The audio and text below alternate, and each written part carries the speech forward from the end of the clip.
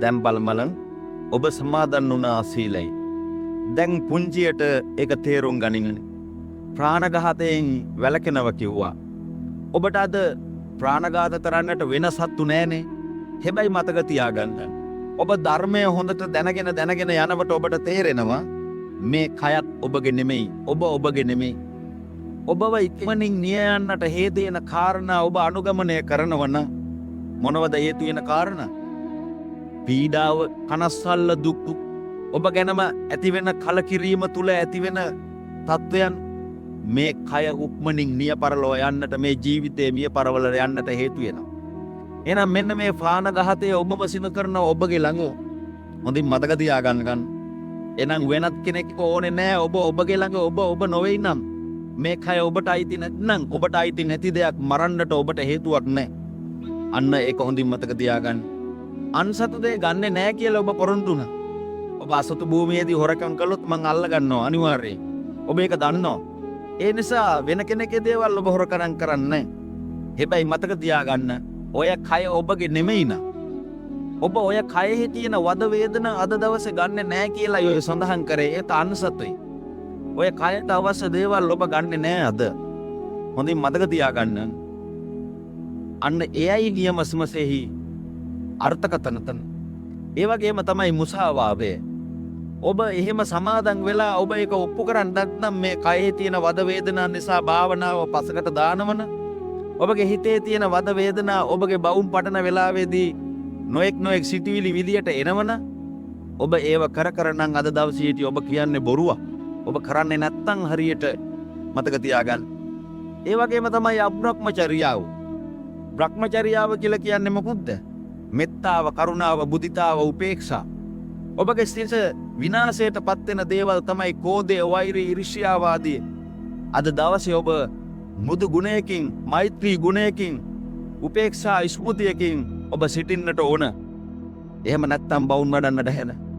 ඒ වගේම තමයි පිසුනා වාචා, පරුසා වාචා, සම්ප්‍රප්පලාපා, මිච්ඡා ආජීවා. පිසුණු වචන වැඩක් වෙනක දේවල් අත කතා කර ඉන්නේ.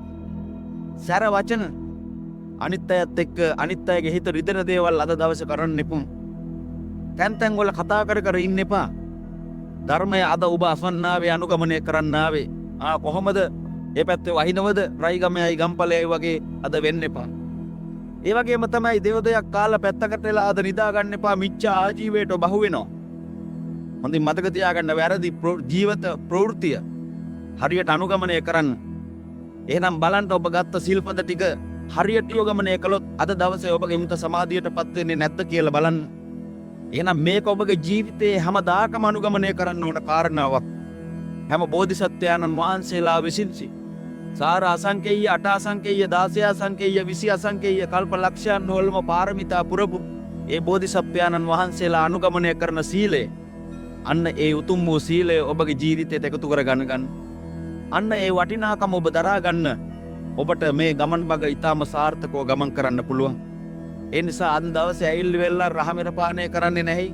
රත්තරන් මුදුමැණික් මාලා බලන් නැහැ. උස ආසනවල වාඩි වෙන්නේ නැtei.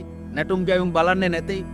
කොහොම කියලා වෙල්ලා බොරුවට නැති දේවල් හිතේ තියාගෙන මම අටසිල් ගත්තා, මම දතුසුයි ගස්තා කියලා වෙල්ලා ලොකුකමකුත් තියාගෙන ඉන්නවට වැඩිය ඔන්න ඔය ඔබගේ ළඟින් ඔබගේ සිත, ඔබගේ කය, ඔබගේ වචනය රක්ෂා කරගන්න පුළුවන් උතුම් වූ ඒ සීලය හැමදාම රක්ෂා කරන්නට වග බලා ගන්න. කවුරු මොන සීලය දුන්නත් ඔබ ඔය සීලය සමාදන් වෙලා ඔබ අනුගමනය කරක්. පොහේ දවසන් කරක් නෙවෙයි, දෛනික ජීවිතයටත් ඒක ජීවිතයට කොටසක් කරගන්න. ඔබට ලැබුණු මේ අමාරුවෙන් ලබාගත්ත මේ මනුස්ස ආත්ම භාවය මේ උතුම් වූ නිවනෙන් කෙලවර වෙන සංසාර ගමන් මඟ තුල ප්‍රාර්ථනා බොහෝදියක් ඔබට හැම කෙනාටම තිබෙනවා. මෙන්න මේ වටිනා මිනිසුන් බිලියන 7.5ක් ජනගහනය හිටියට මතක තියාගන්න. මේකෙන් මිලියන 3ක් 4ක් 5ක් තමයි බෞද්ධ ධර්මයේ අනුගමනය කරන අය.